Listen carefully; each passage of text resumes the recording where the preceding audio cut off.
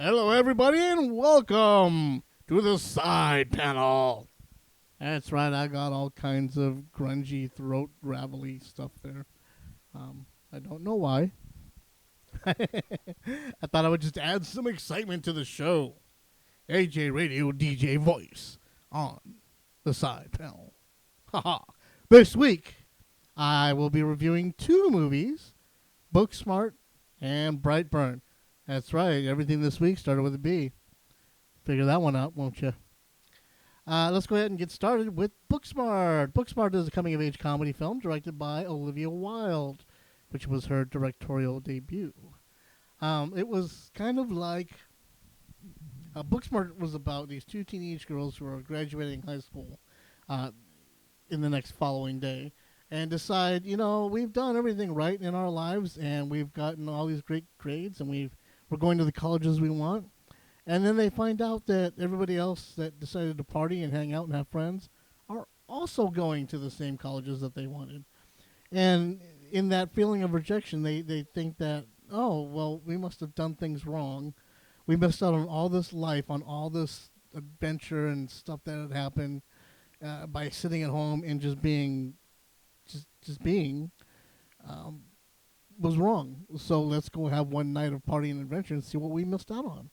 And boom, there you have it. That is the entirety of Booksmart. And during their adventures, they have many hijinks and all kinds of craziness and madness. And it's awesome. I had a great time. I laughed my butt off. I did not feel weird or creepy at any point in time, being the only single man above 40 in a movie theater watching a movie about two high school girls. But I am not single. I am married. So there. Um, no, but honestly, the movie was a lot of fun. It was surprising because wasn't sure if I was going to like it too much or not. I was excited to see Olivia Wilde's film, her first movie, because of all the publicity and everything that had gone on about it. I was sad because I had gotten an invite to see the movie early a couple weeks ago, but I couldn't quite make it because of life. So I was anxious to see this in the theater when it came out, and I was wow, really? I was not disappointed.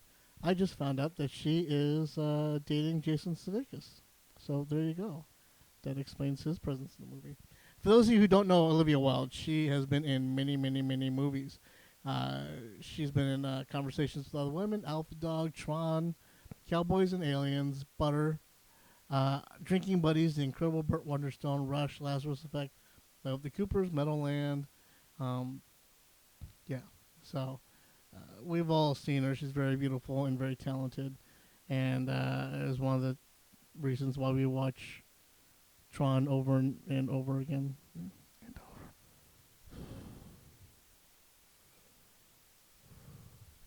That's not creepy at all.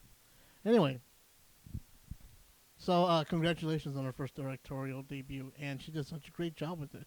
You can tell that because she in herself is so young and lively, and experienced with acting, that she brings all of that to the film, and it carries over so well.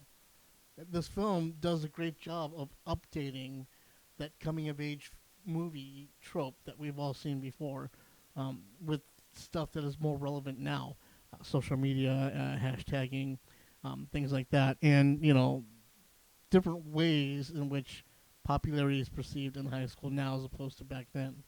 I mean, it's all the same. It's just different methods to achieve it, and so that's what this film explores.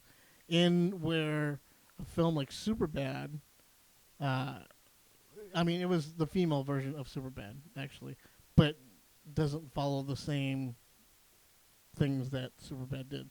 So don't think you're going in to see this movie and going to see a female Superbad, because you're not, because it's totally different.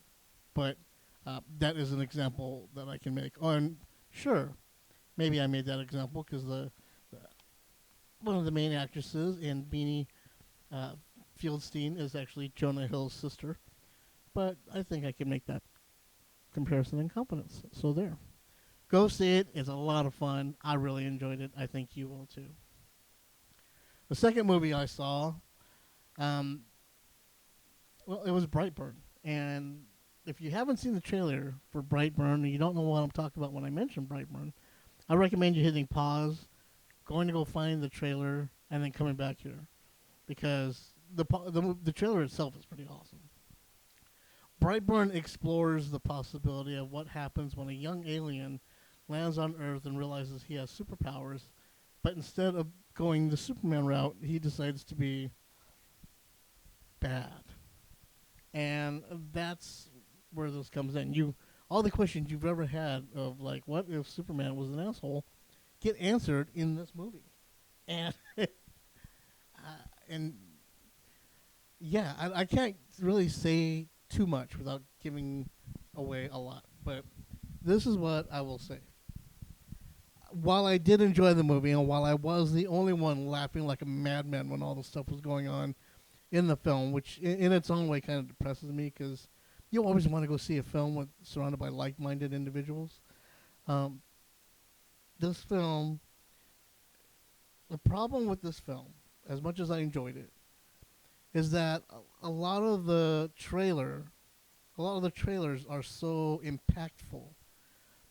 So much is seen in the trailer in order to elude what the film was about that when you go and see the movie, the trailer is giving away a lot. And so you go into the movie and you expect to see those parts from the trailer. So when you're in a certain scene that should be scary and freaked out or even tense, you recognize it as a scene from the trailer, and it kind of spoils it in that aspect. Not that, I mean, I think if they would have marketed the trailer differently, like maybe if they had shown this kid and and all the powers he's exhibiting, but in a good way, and then shown like some of the bad stuff they show in the trailer, but like there's one scene in the trailer where the chick gets the glass in her eye and stuff like that. If they could have edited it in a way to show that he was trying to help her, I think would have done a lot better for the movie. Because then when you go into the movie and you see that, oh no, this guy is messed up, that would have been a great surprise for the audience. You know what I mean? But instead, you already know that he's a bad guy, so you're just thinking like all this bad stuff's going to happen, and so it takes kind of the surprise and fun out of it. Don't get me wrong, the movie is a lot of fun, and visually it's pretty awesome. Um, some of the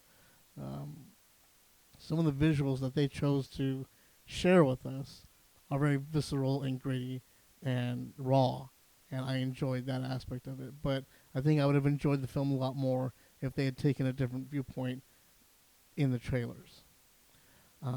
So yeah, having said that, it's still a cool movie, and I recommend that you go see it right away. The movie is very fast-paced.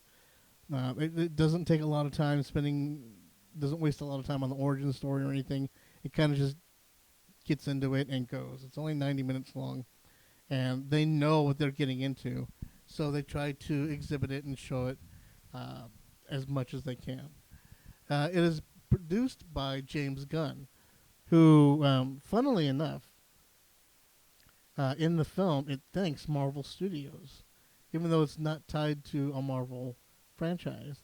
The movie itself is not based on any comic book that you're familiar with, though it does take from Superman and also borrows a little bit from The Cape, written by, oh my god, I can't remember, Joe Hill, there, Stephen King's son.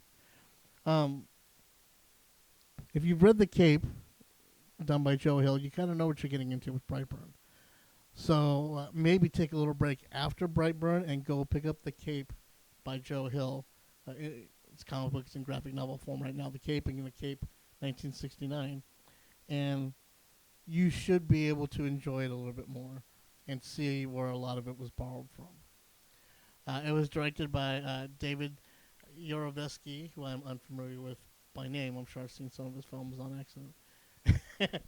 Starring Elizabeth Banks and David Denham and Jackson A. Dunn. Also has a couple of random cameos in there that I think you guys will enjoy. Yeah, see the movie. It's amazing, and it leaves it totally open for a sequel. So for that, I am excited. And a weekend filled with nothing but Aladdin and Aladdin-esque things going on. This these two movies are a nice alternative to having to submitting yourself to seeing Aladdin. Now I haven't seen Aladdin myself, so I can't say whether it's good or not. All I know is that they made. I have no interest in seeing Aladdin because I love the original so much, and I don't want to uh, ruin that for me. You know, so I'm glad I had these two films as an alternate to see because they totally make up for it. Having said that, I'd like to thank you everybody for tuning in.